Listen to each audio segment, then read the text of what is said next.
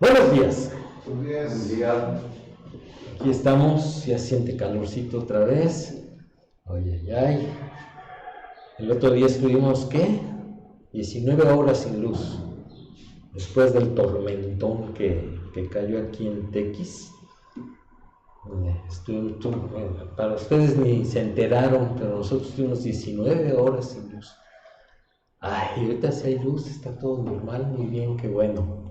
Muy bien, vamos a hacer una oración para comenzar. Señor, te queremos agradecer por este nuevo día que tú nos permites. Muchas gracias, Señor, por la libertad que tenemos para congregarnos. Gracias porque sabemos que a pesar de todas las cosas negativas que están sucediendo en el mundo y en este país, tú tienes el control y tú permites lo que es parte de tu plan. Gracias te damos porque podemos confiar en que tú eres quien está al frente de todo. Y pedimos, Señor, porque tu Santo Espíritu bendiga nuestro corazón y nuestras mentes con la enseñanza de tu palabra. Gracias te damos por este tiempo de estudio que vamos a tener, por el tiempo de estudio que Pili va a tener con los niños, de las alabanzas y del mensaje que nos ha de compartir Memo. Te agradecemos, Señor, por todo y te lo suplicamos en el nombre de tu Hijo Jesucristo. Amén. Ok, pues vamos a continuar con el estudio, que ya esta es ya la tercera parte, entonces sigamos adelante. Se llama Ordenanzas para la Iglesia. Nos estamos basando en Mateo 28, 18 al 20, que dice: Y Jesús se acercó y les habló diciendo: Toda potestad me es dada en el cielo y en la tierra. Por tanto, id y hacer discípulos a todas las naciones, bautizándolos en el nombre del Padre, y del Hijo, y del Espíritu Santo, enseñándoles que guarden todas las cosas que os he mandado. Y he aquí, yo estoy con vosotros todos los días hasta el fin del mundo. Amén. Hemos visto lo que es el concepto de ordenanza. Hemos analizado cuál es el número de ordenanzas.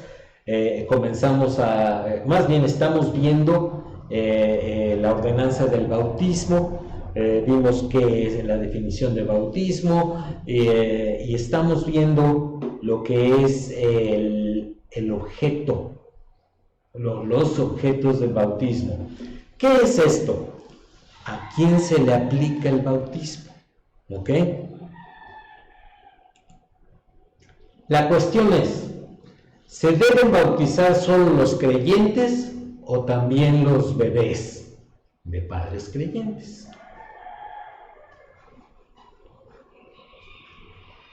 ¿Qué piensan? Yo digo que solo los creyentes. Solo los creyentes. Aquí estamos hablando de creyentes, no solamente adultos, pero de creyentes. ¿Qué deberíamos de entender por creyentes? Aquella persona que se ha rendido delante de Dios, le ha pedido perdón por sus pecados y le ha aceptado como Señor y Salvador de su vida. Ok, la respuesta es correctísima, pero yo le voy a añadir algo más. Es aquella persona que ha manifestado por sí mismo, ¿sí?, que ha creído en el Evangelio y ha aceptado el sacrificio de Jesucristo en la cruz del Calvario para pagar sus pecados. Esto es, que de él mismo emana. ¿Cuál es lo que dice la palabra? ¿Sí? Que dice que con ¿qué? No, que dice, pero con la boca se confiesa para salvación. Con el corazón se cree para justicia, pero con la boca. Con el corazón se cree para justicia, pero con la boca se confiesa para salvación. Entonces, una persona creyente es aquella que puede decir por qué es creyente. ¿Ok? Entonces, no nada más porque el pastor o el papá o la tía o la mamá le diga: no, pues sí es creyente. Llegas y le preguntas: ¿por qué eres creyente? Pues mi mamá dice que soy creyente. O sea, no, habría que poner en duda la salvación de esa persona. Vamos a escuchar precisamente anoche una predicación de eso. Dice, estaba haciendo un pastor que estaba predicando, a lo mejor no te acuerdas de la fecha, a lo mejor no te acuerdas del día o del mes, pero sí te acuerdas del evento. Ajá. Por lo menos te acuerdas lo que hiciste, ¿no? Sí. Realmente es un nacimiento, no nacimiento, ¿sí? Sí. Definitivamente sí. Entonces, para efectos del estudio entendamos eso, que un creyente es aquel que tiene la capacidad, ¿sí?, de decir por sí mismo por qué es un creyente. ¿Ok? Y eso es lo que nosotros debemos hacer. Muchas veces llegan personas a la congregación y les decimos, pásele hermano. Padre, ¿cómo sabes que es tu hermano? O sea, no sabes si es tu hermano. ¿Ok? Entonces, ¿quién era? Emilio Andrés, ¿no? O sea, tenía los estudios en Samos, le gustaba mucho. Una vez llegó ponían sus Biblias, sus estudios ahí sobre la mesa. Y llegó la mesera y le dice, buenas tardes, hermano. Se le quedó viendo Emilio y le dijo, hermano, ¿seremos hijos del mismo padre? Porque yo sé que soy hijo de Dios, pero usted a lo mejor es hija del diablo. Y ese es el riesgo, o sea, no sabemos. Lo que sería correcto es platicar con él y decirle, a ver, explíqueme cómo usted, ¿por qué dice usted que es creyente? Y dice, no, pues es que yo hago mandas y me voy caminando a la Ciudad de México, etc. Pues ya, es una oportunidad para predicarle el Evangelio. ¿Ok? Entonces, ¿queda claro quién es creyente? Sí. Bien, entonces. Los argumentos en favor del bautismo de los infantes incluyen los siguientes. O sea, vamos a ver los que creen en el bautismo de infantes, lo que argumentan. Lo que vamos a ver en la presentación no significa que esté bien, ¿ok? Sino que vamos a ver lo que ellos argumentan para estar preparados para contestar esos argumentos. El argumento de la circuncisión. Vamos a Colosenses 2, 11 y 12. Vamos a ver, Colosenses 2, 11 y 11.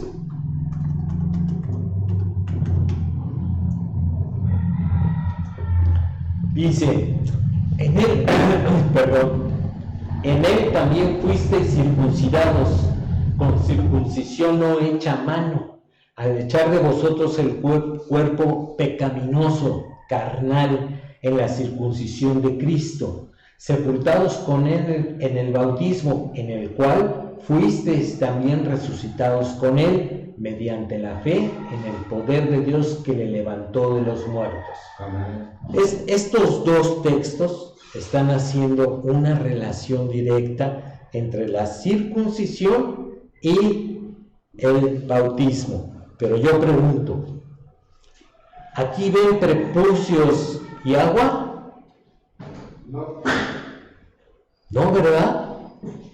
Aquí no está hablando de una manera material, sino está hablando de una manera simbólica, ¿ok?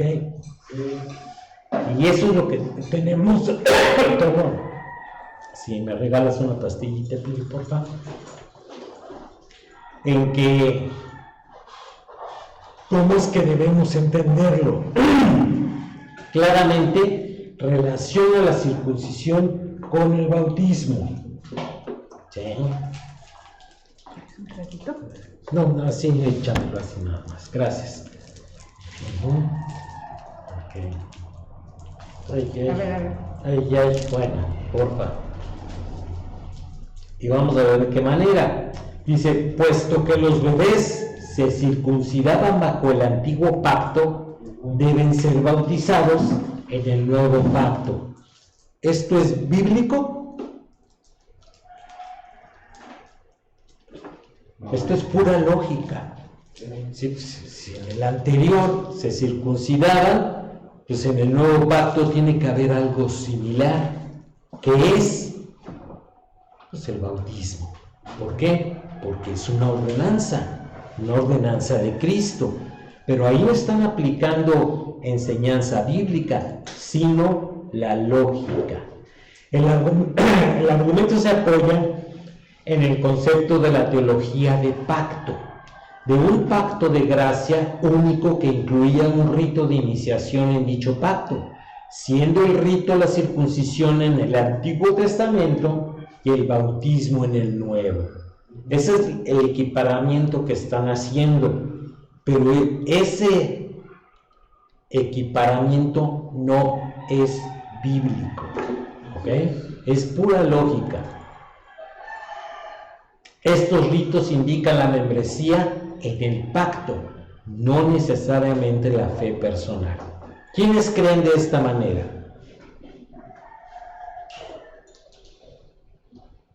Los presbiterianos, los metodistas. Pero sobre todo, Los judíos. no, porque no existe el bautismo para salvación. Ah, pero esa es la circuncisión, ¿sí? Los católicos creen que el bautismo de infantes les da acceso a la iglesia. Por eso es que cuando un bebé está muy grave, ¿sí?, lo que hacen las enfermeras que lo ven que ya se va a morir, lo bautizan. Y la Iglesia Católica lo acepta. ¿Por qué? Porque ¿qué pasa con los bebés que se mueren y no se bautizan? Según la Iglesia Católica. Se van al limbo. ¿Al pan limbo? No. ¿Qué es el limbo? Es como la antesala del cielo para niños. No, es algo más trágico. El limbo es un lugar en donde no hay sufrimiento, ¿sí?, pero no está Dios. Ni nunca lo va a estar. O sea, los niños que se murieron sin bautizar según la teología católica, sí, van a ese lugar, pero nunca van a estar con Dios. ¿Y eso es bíblico? Claro que no, claro que no. Eso no lo enseñó el Señor Jesucristo, ¿ok? Pero por eso es que ellos creen, ¿sí?, que el bautismo les da acceso al nuevo pacto y los hace miembros de la iglesia. ¿Qué es el siguiente rito que ellos tienen después del bautismo? Registrarlo, No, hay uno antes. la confirmación. La confirmación. ¿Qué es la confirmación? El sacerdote te agarra a cachetadas.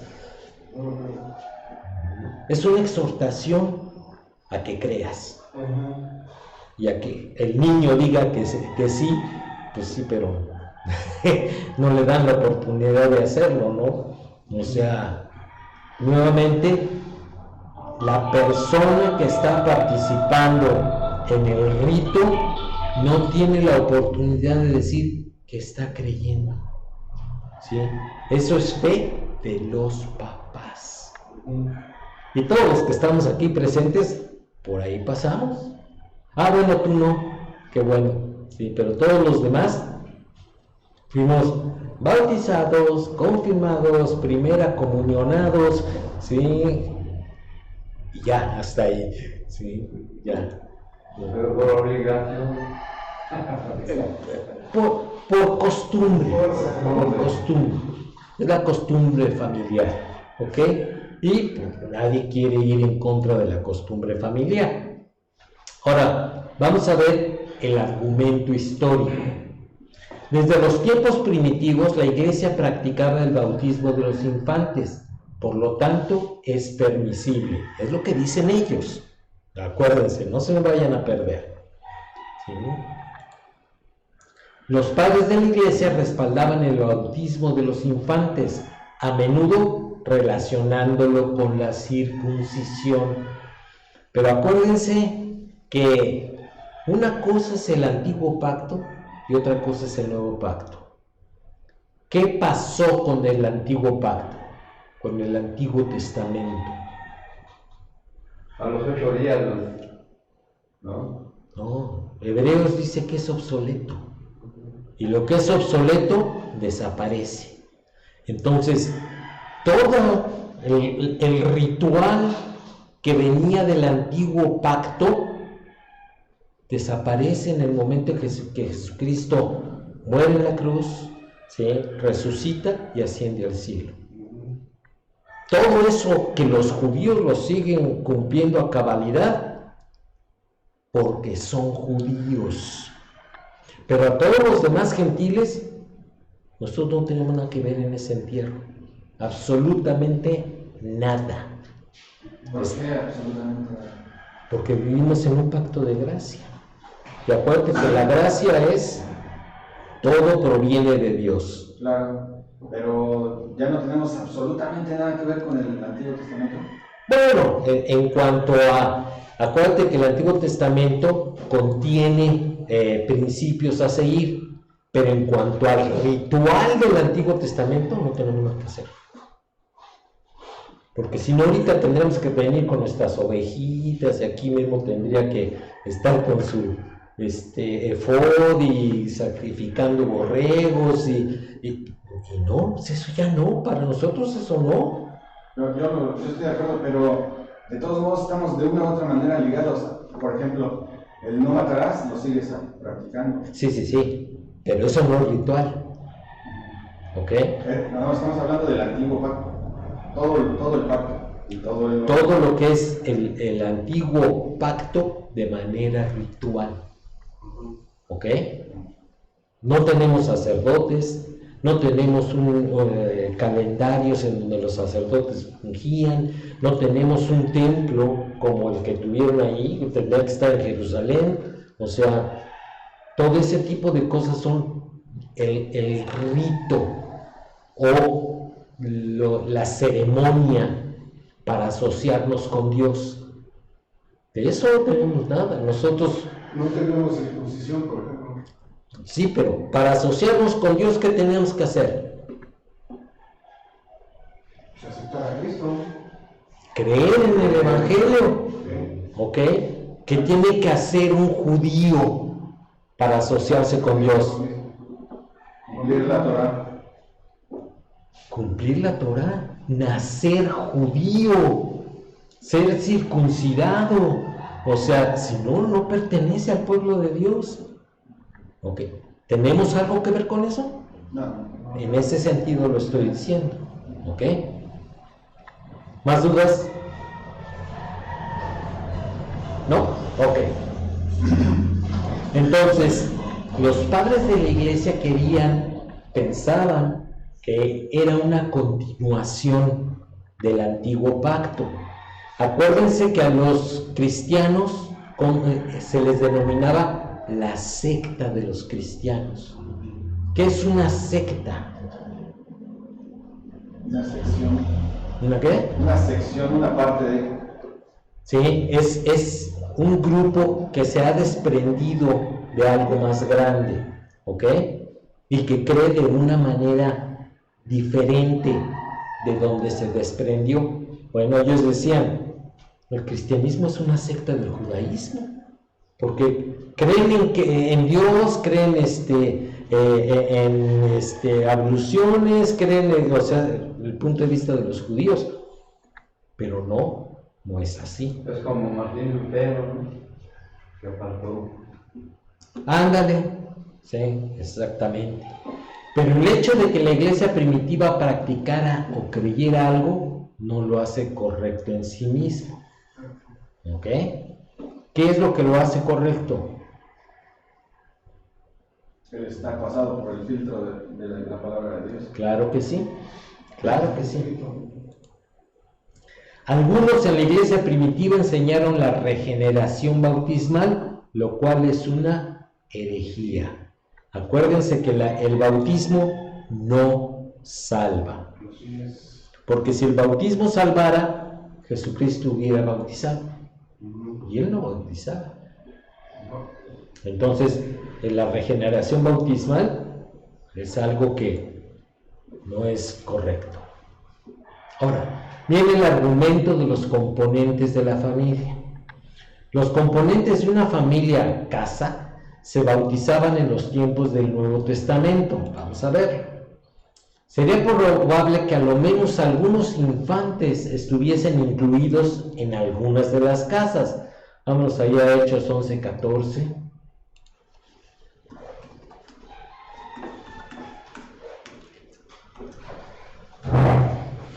Él te hablará palabras por las cuales serás salvo tú y toda tu casa. ¿Ok? Después viene el 16:15. Y cuando fue bautizada y su familia, nos rogó diciendo: si habéis juzgado que yo sea fiel al Señor, entrad en mi casa y posad, y nos obligó a quedarnos. Lo que argumentan es: oye, si se bautizaron los de la casa, pues seguramente había niños y también los bautizaron. Pero eso es lo que dice aquí.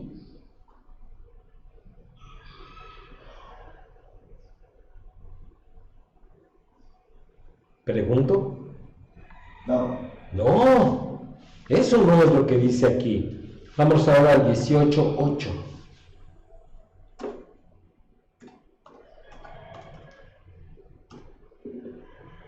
Y Crispo, el principal de la sinagoga, creyó en el Señor con toda su casa. Y muchos de los corintios, oyendo, creían y eran bautizados. Sí, los a favor del bautismo de los reyes dicen: ay, seguramente entre ellos había niños y los bautizaron. Sí, pero nuevamente eso no es lo que dice ahí. Vámonos a 1 Corintios 1:16. También bauticé a la familia de Estéfanas. De los demás, no sé si he bautizado a algún otro. Esto lo está diciendo Pablo. Y fíjense el 17.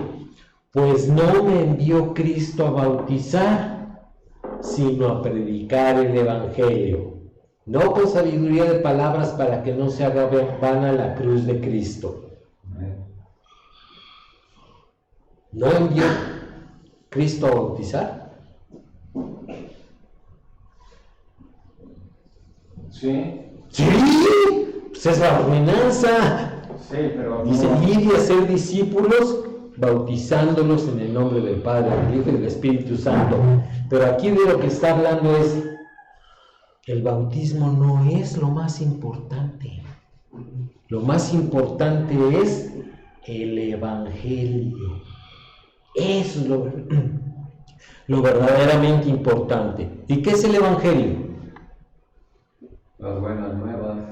¿Pero cuáles? Porque puede ser que es semana de ofertas en Coppel, y esa es una buena nueva.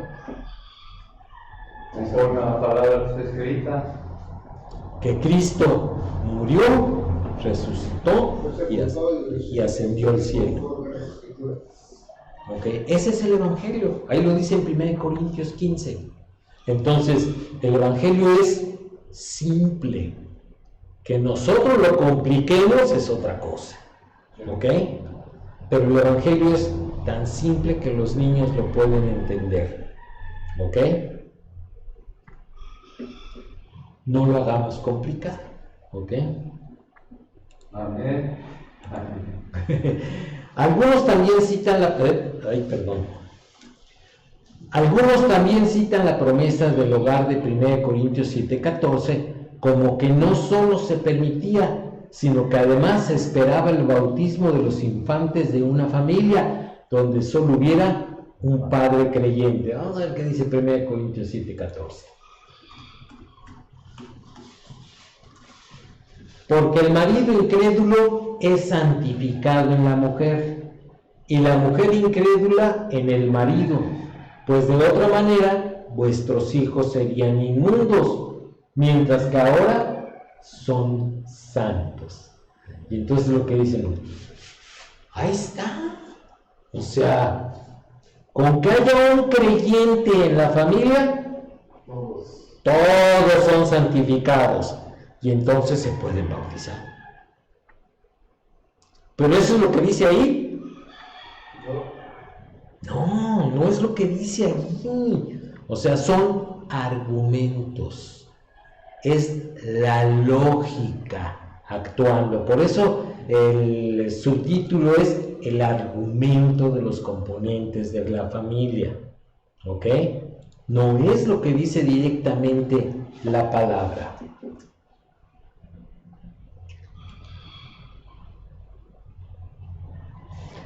La posición en contra del bautismo de los infantes y así en favor del bautismo de creyentes señala que el orden escritural siempre es creer y entonces ser bautizado. Vamos a ver Mateo 3, 2 al 6.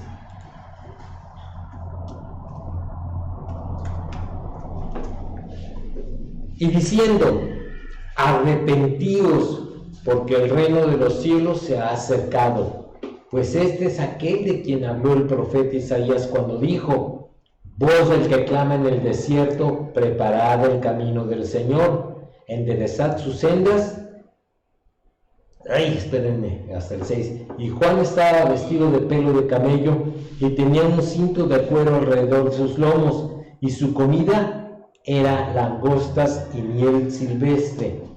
Y salía a él Jerusalén y toda Judea y toda la provincia de alrededor del Jordán, y eran bautizados por él en el Jordán, confesando sus pecados. Recuerden que, ¿con qué empieza el proceso de creer en el Evangelio? Con el origen. Ok, hay que oírlo.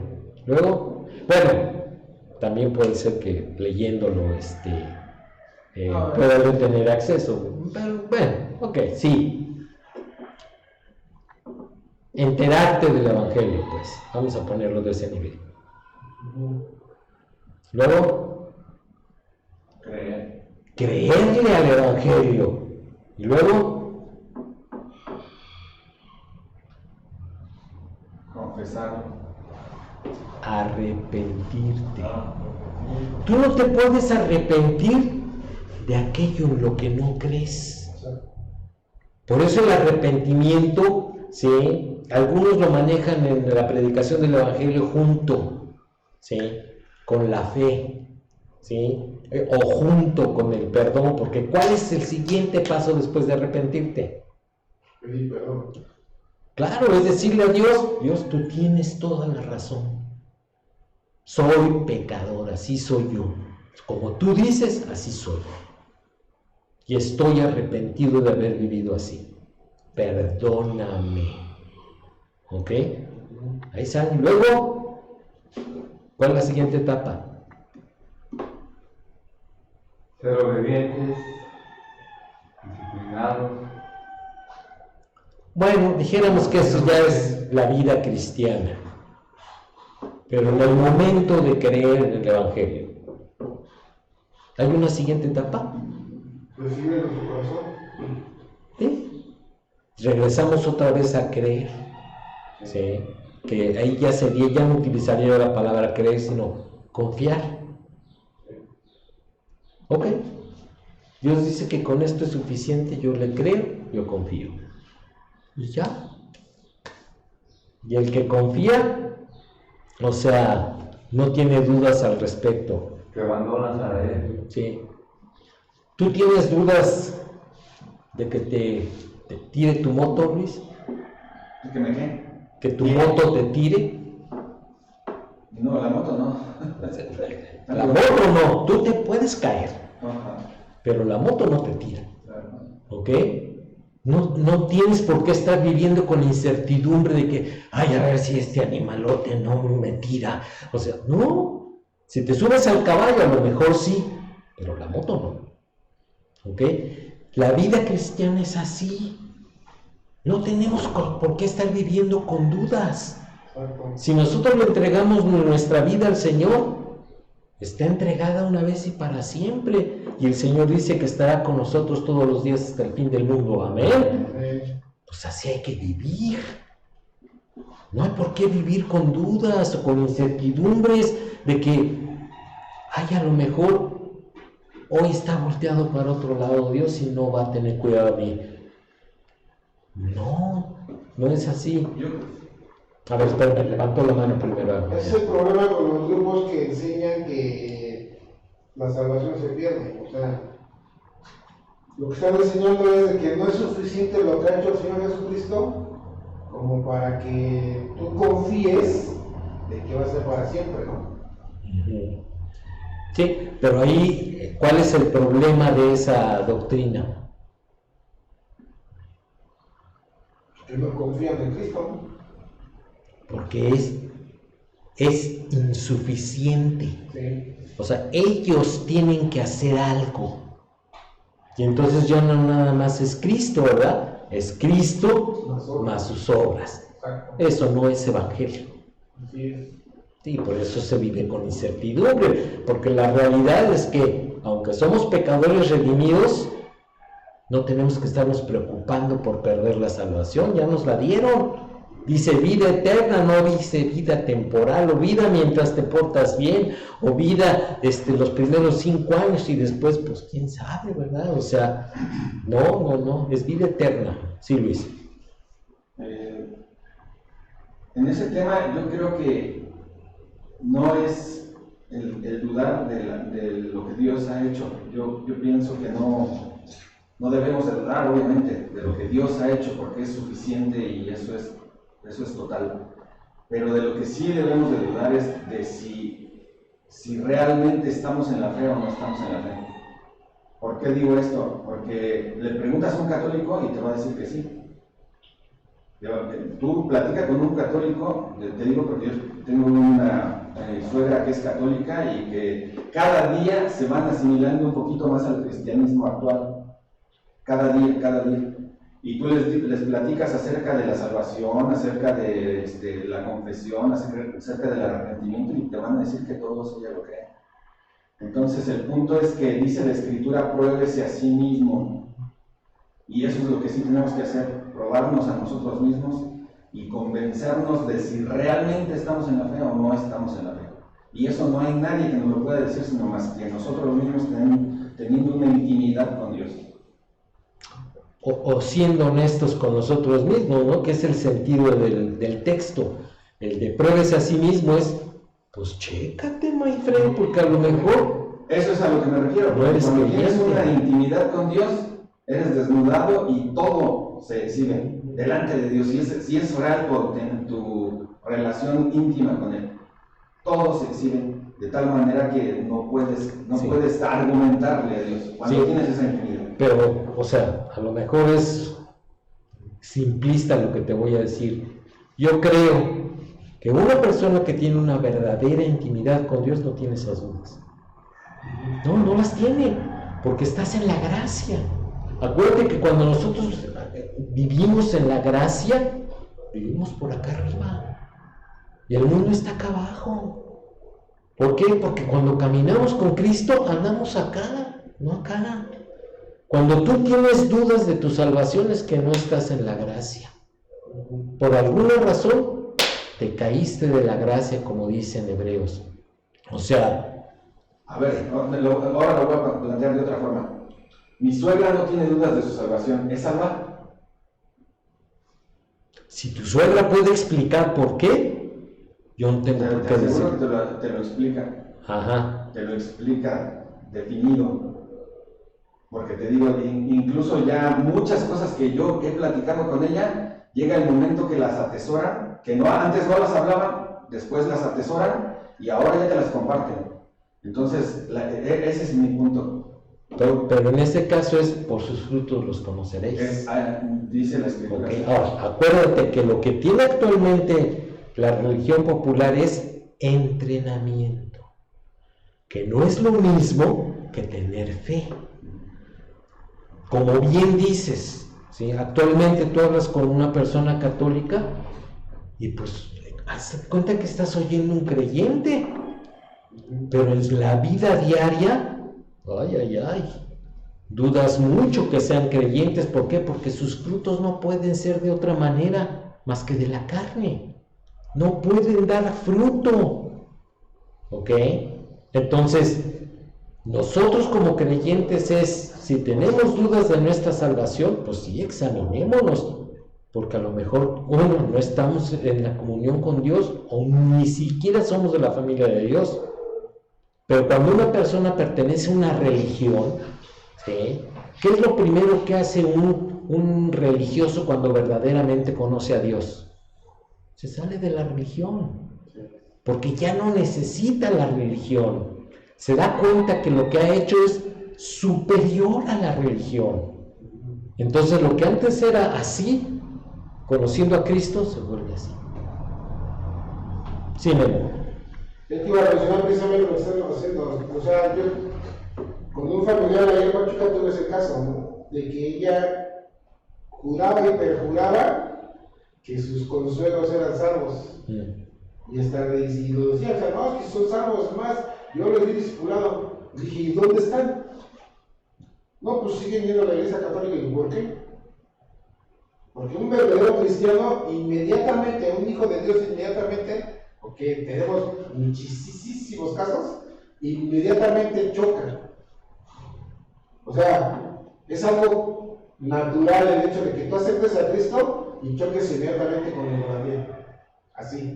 Y es el mandamiento, Paulito, o sea, es salir en medio de ellos. ¿Sí? Entonces, puede ser el hecho, tomando lo que estaba mencionando, que es por, o sea, tiene el conocimiento, su suegra a lo mejor sí, o lo tiene mejor porque dice, pues, te dice esto y esto, o te da la respuesta, ¿no?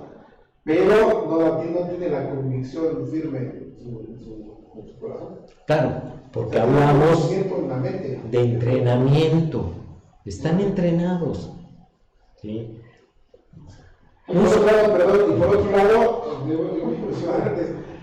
yo me pongo muchas veces como ejemplo, y perdón por eso, pero por ejemplo, por eso en la prepa, yo llegué a tener dudas de mi salvación, pero era por la forma que yo andaba viviendo. Al grado que le dije a Dios, pues, a ver, Señor, otra vez pues, estoy delante de tu presencia y a ver, yo hace tiempo me acuerdo que hice esto y esto y esto y esto y todo, ¿por qué me siento así? ¿Por qué tengo dudas de por qué tengo miedo de llegar a morir? Y el Señor te empieza a redarguir y te empieza a decir, ¿por qué andas lejos de mí? Y así es eso. O sea, por eso te decía, como dije al principio, anoche estaba precisamente hablando un pastor de eso, ¿no? Cuando una persona acepta a Cristo, puede olvidarse del año, puede olvidarse del mes, puede olvidarse del día, de la hora, pero nunca se va a olvidar de lo que hizo. O sea, ese genuino arrepentimiento, esa petición de perdón y esa aceptación de la salvación de tu corazón. Porque siempre va a estar ahí presente. Sí, porque es un parteaguas. O sea, hay un cambio de forma de pensar y eso no se puede evitar. ¿Por qué? Porque lo único que hace es, Señor, yo te confieso, pido que me perdones, y Dios te cambia la mente. Ese cambio de mente el entrenamiento no lo hace. Puedes estar convencidísimo de lo que te están diciendo, pero en el fondo no lo crees. Vives de otra manera. Porque no puedes vivir de acuerdo a lo que Dios dice. Es imposible. Es como traer la losa del pípila encima. O sea, más tarde o más temprano te vas a cansar y te va a apachurrar.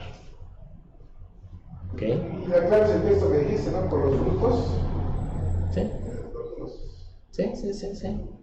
Y difícilmente un religioso te va a aceptar que sus frutos no son de acuerdo a lo que Dios dice. Difícilmente. Y si te lo acepta, dice que todos somos así. Ya, con eso ya se quita de encima la responsabilidad.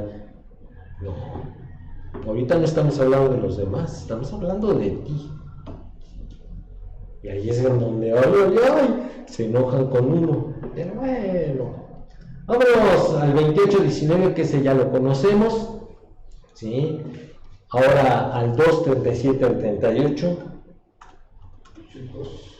Sí. Y vino y habitó en la ciudad que se llama Nazaret. No, estoy en Mateo. ¿Qué hago? Es Hechos 2:37. Al oír esto, se compungieron de corazón y dijeron a Pedro y a los otros apóstoles: varones hermanos, ¿qué haremos? Pedro les dijo, fíjense el orden, arrepentíos, ya quedamos en que era el arrepentimiento, dice, y bautícese cada uno de vosotros en el nombre de Jesucristo para perdón de pecados, y recibiréis el don del Espíritu Santo. Y aquí es en donde vienen los problemas. ¿Sí? ¿Por qué? ¿Por qué es lo que da el perdón de pecados? ¿El bautizo? No. ¿Qué es lo que te da el don del Espíritu Santo? ¿El bautizo? No. No, ¿verdad? Te lo da el arrepentimiento. ¿Ok?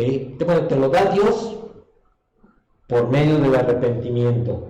¿Sí? El bautismo, como quedamos, es un símbolo. ¿Sí? Es el símbolo del que ya hablamos, que es el símbolo, ¿sí?, de la identificación con la persona del Señor Jesucristo. ¿Ok? Como lo dice allí en Corintios. Vámonos al 16, 14 al 15.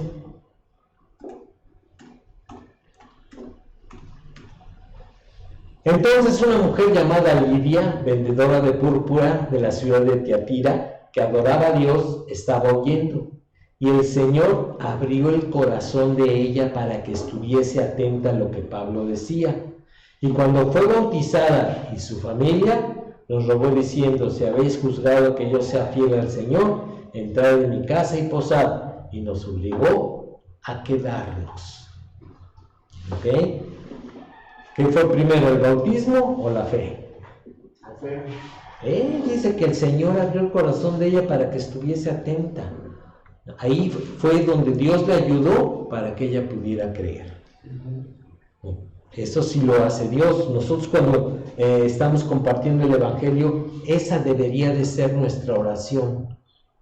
Señor, que pueda entender lo que yo le estoy diciendo de tu palabra, que los versículos que yo le dé a leer, los entienda para su propia vida. Eso es lo que deberíamos de orar. Y el versículo 34. Y llevándolos a su casa, les puso la mesa y se regocijó con toda su casa de haber creído a Dios. No de haber sido bautizados, sino de haber creído a Dios. ¿Ok? Ay, espérenme un momentito. Que el bautismo es el rito de iniciación en una comunidad de creyentes, la iglesia. Por lo tanto, solo se debe administrar a creyentes. Después vamos a ver en qué tiempo. Por el contrario, la circuncisión inicia a las personas, incluyendo a los infantes, en una teocracia en la cual había personas que no eran creyentes. ¿Ok? Por ejemplo, Barrabás pertenecía al pueblo de Israel. ¿Por qué es que no? Claro que sí, era judío. No, pero a ver, ¿cómo le llamaban? O sea, era judío, pero ese individuo no era creyente. Aunque después Hollywood trató de lo que ustedes quieran, pero ese individuo era un asesino, era un alborotador, ¿sí? Era un individuo que asaltaba a las personas, ¿sí?, para beneficio personal, y se disfrazaba de ser un perseguido político, ¿ok? Pero ese individuo pertenecía al antiguo pacto, porque seguramente había sido circuncidado. Entonces, eso es lo que está hablando el estudio. O sea, el rito no te incluye física y espiritualmente o moralmente, ¿sí?, en el grupo de creyentes. Sí. Otro ejemplo más sería el etíope, que después fue creyente. El etíope era un prosélito, se había convertido en cristianismo y era circuncidado, pero no era creyente hasta que le dio la palabra de Dios y hasta que Felipe le enseñó. ¿Sí? Hasta que alguien le explicó Exactamente el sentido de la palabra de Dios. Que por eso el Espíritu dijo: ve, acércate a ese carro, porque te voy a utilizar para que este hombre crea. ¿Ok? ¿Y ese etíope qué fue? creyente después. Fundador de la Iglesia del Oriente. O sea, yo no lo he leído en la historia, pero algunos autores dicen que la Iglesia ortodoxa griega, ¿sí?, viene de lo que hizo el etíope en el Oriente. Entonces, bueno, dice que la edad de los niños nunca se especifica en pasaje alguno de los que menciona el bautismo de los componentes de una familia. Eso es cierto, pero sí se afirma que todos los de esas casas fueron bautizados, creyeron. Esto pues excluiría a los infantes de que se les administrara el bautismo. ¿Por qué podemos hablar con esa seguridad?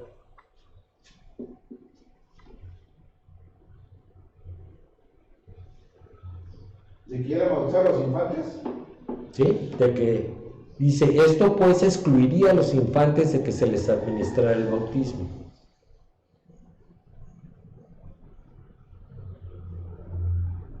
Pues imagínense la mamá con el bebé acá. A ver, mi hijo, ¿eres creyente? Gurudara. ¿Sí? A ver, explícame. ¿Qué tuviste que hacer? Pues no puede. No puede dar testimonio de su fe. ¿Hasta qué edad puede un niño dar testimonio de su fe de una manera consciente?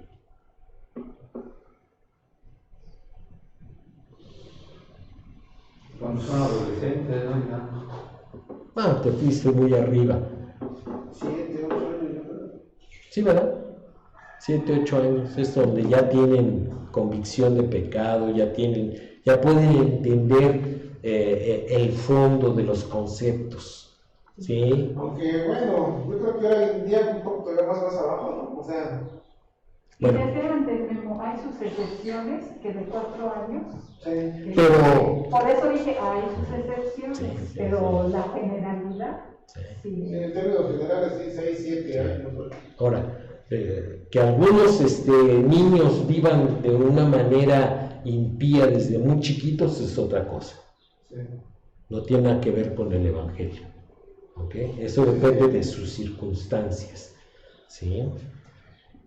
No, Sí. yo mencionaba que, por ejemplo, con casos, como dijo Pili, sus excepciones, esos pequeños que aceptan a Cristo más tempranamente, casi siempre son que han llegado de bebés a una iglesia y toda su formación ha sido. Y yo lo que he visto, ¿sí?, de esos bebés, porque sí conocemos bebés que han tenido esas convicciones, es que sus papás están consagrados. Sí. Sus papás viven realmente al lado del Señor. Sí. Y por eso esos niños creen desde chiquitos, porque ellos ven a Cristo en sus papás. Sí. Que eso es de lo que se trata, que Cristo sea visto en nuestra vida. Si Cristo no es visto en nuestra vida, algo está mal. Además de que esos papás aprovechan cualquier oportunidad para enseñarles y que los niños empiecen a comprender el Evangelio. ¿Sí? Quieran aceptar. ¿Sí? Porque los padres entienden su responsabilidad delante de Dios. Y no tienen que ser forzados se hace de manera natural, porque Sí, la vida diaria. Sí, o sea, es como el Señor, los niños se acercaban naturalmente a Él. Que los discípulos los quisieran correr es otra cosa, pero los niños se acercaban de manera natural a Él. Si los padres viven de una manera consagrada, sus hijos se van a acercar de manera natural a Cristo. Entonces, por eso es que chiquitos pueden aceptar a Cristo. Pero aquellos padres en donde nomás uno es creyente y ese que es creyente vive así, con la cobija arrastrando, pues va a ser difícil que un niño acepte a Cristo siendo muy chiquito. Ahora, si 1 Corintios 7:14 permite o requiere el bautismo de los niños en un hogar donde uno de los padres es creyente, entonces también permitiría o requeriría el bautismo del adulto que no es creyente. Esto ya lo explicamos. ¿Ok? ¿Dudas? ¿Todas? Híjole, no me digas eso. ¿Sí?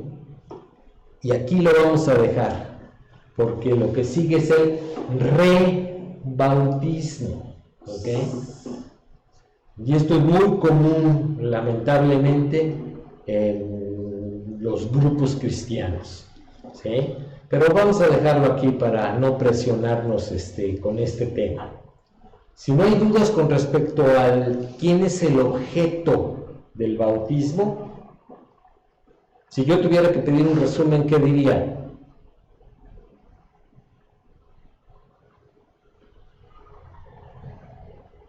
Escuchar, creer y el arrepentimiento.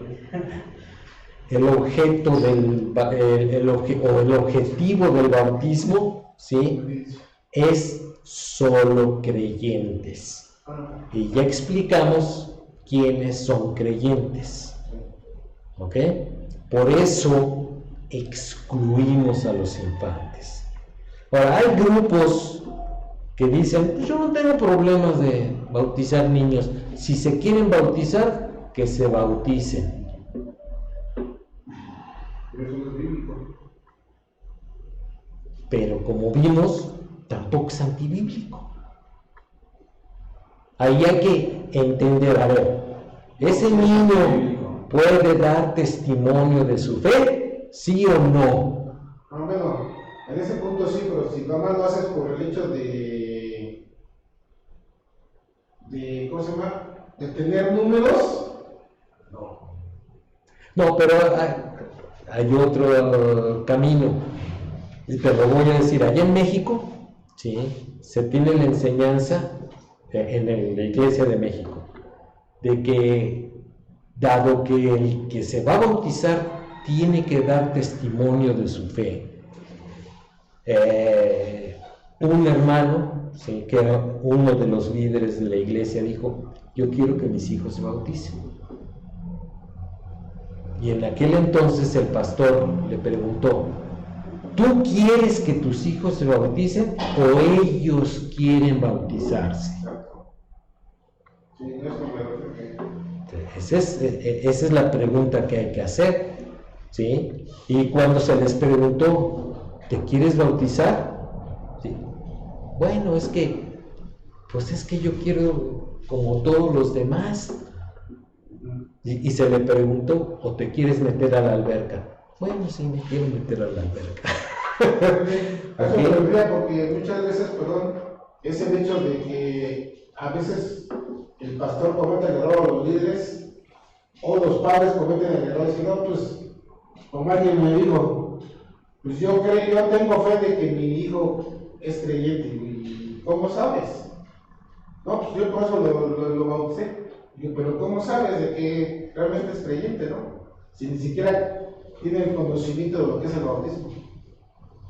Y en el caso de su servidor, yo sí, muchas veces, estando en otras iglesias donde no ha permitido que ha habido niños, no, que me quiero bautizar, Dios, ¿no? Es lo que hacemos ese cuestionamiento, a ver, ¿por qué te quieres bautizar? Y la mayoría, cuando es por invitación.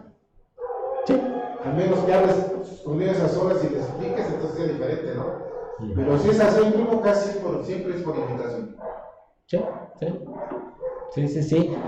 Y las más de las veces es por un mal entendimiento del bautismo. Entonces los papás quieren estar seguros que sus hijos se van al cielo si ellos llegaran a faltar. ¿Y cómo puedo estar seguro? Si están bautizados. Espérame, el bautismo no te da acceso al cielo. ¿Ok? Entonces,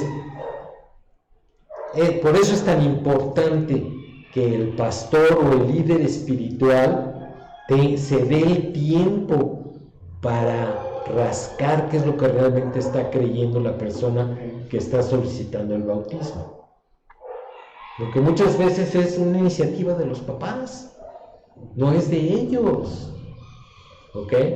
Entonces, yo en lo personal tengo la convicción de que es mejor esperar a que los niños crezcan lo suficiente para que den testimonio de su fe. ¿Ok? Que den frutos de salvación ¿Ok? Aunque esto lo dijo Juan, o sea, que den frutos de que han conocido al Señor y que tienen una relación con Él. Si eso es correcto, ¿cuál es el problema? Un verdadero creyente los va a dar, ¿ok? Pero no exponerlos a caer en errores doctrinales del bautismo, de ese símbolo de asociación con Cristo y con la Iglesia, ¿sí? Y crezcan pues de una manera chueca, ¿no? Espiritualmente hablando. ¿Ok? Muy bien. Es un tema complejo, muy digno de que se le estudie más a fondo. ¿Por qué voy a decir esto? Porque al día de hoy se bautizan muchísima gente en muchas iglesias. Y la realidad es que en muchas iglesias se les maneja como ya fuiste bautizado, ya eres salvo, ya eres todo lo demás. Pero como dice, su vida no representa una vida que esté sometida a Dios. Y si cuando bautizas a un adulto hay estas consecuencias de que es más, hay hasta anécdotas de que bautizas a una persona y no vuelve a la iglesia. Hay anécdotas, como, no sé si las hayan escuchado, acerca de los murciélagos, que para correrlos de la iglesia era necesario bautizarlos y de esa manera ya no iban a regresar. Son cosas que se manejan precisamente por estos temas. Si con los adultos pasa esto, aún más todavía con los infantes. Y yo, por ejemplo, yo tengo un testimonio acerca de cuando yo me bauticé, el día que yo me bauticé, nos bautizamos mi esposa y varias personas más, y entre los que estaban en el frente en la iglesia, el bautisterio era de aquel lado, más o menos para que se ubiquen un poquito. Y hasta adelante ya lo había preparado una persona para poder decir, con un texto bíblico, decir, yo he creído y aquí hay agua suficiente, ¿qué impide que yo sea bautizado? Igual la historia del etíope. Y fue bautizado ese día, por no llevarle la contra, por no hacer nada que pudiera incluso dar mal testimonio, se bautizó. Y ese hombre dividió la iglesia y en la actualidad la mayoría de los miembros salieron huyendo. O sea, no huyendo, sino prefirieron no discutir o no pelear por lo que decías, que hace 15 días, no me acuerdo cuándo, hablamos acerca del dueño del templo que se construyó en determinado terreno que ahora ya titula a tal persona. Bueno, pues él logró quedarse con la propiedad y quedarse con una parte de la iglesia. Y de principio de cuentas, yo no conozco hasta el fondo su corazón, pero un verdadero creyente no hace eso. No busca división, dice la Escritura, ¿no? No mete rumores, no mete chismes, no hace nada por dividir a la iglesia, al contrario, por unirla. Y son testimonios como este que rayan en lo hasta dónde puede ser verdadero el bautizar o no bautizar a una persona de corto tiempo o también de largo tiempo que lleva en la iglesia, pero que tal vez, como bien dices, no ha dado frutos, ¿no? Incluso para también haciendo hincapié en lo que dice Luis, hay muchas personas, personalmente yo he hablado con ellas, y ¿tú crees algo? Y la respuesta es sí, yo me bauticé. Y yo no, a ver. Tienes que explicarle porque ellos creen que por el bautismo ya se va a entrar al cielo. Y no es cierto. Sí, ya lo vimos, o sea, ya entendimos los pasajes en donde pareciera que dice eso, pero no dice que el bautismo salva. Ok, muy bien. Vamos a orar para terminar el estudio. Solo te queremos agradecer por este tiempo de estudio. Gracias porque podemos participar libremente, porque podemos expresar las dudas. Y gracias, Señor, porque siempre en tu palabra encontramos la respuesta correcta. Te pedimos bendigas lo que resta del día y te agradecemos por este tiempo en el nombre de tu Hijo Jesucristo. Amén. Ok, nos vemos dentro de 8 días.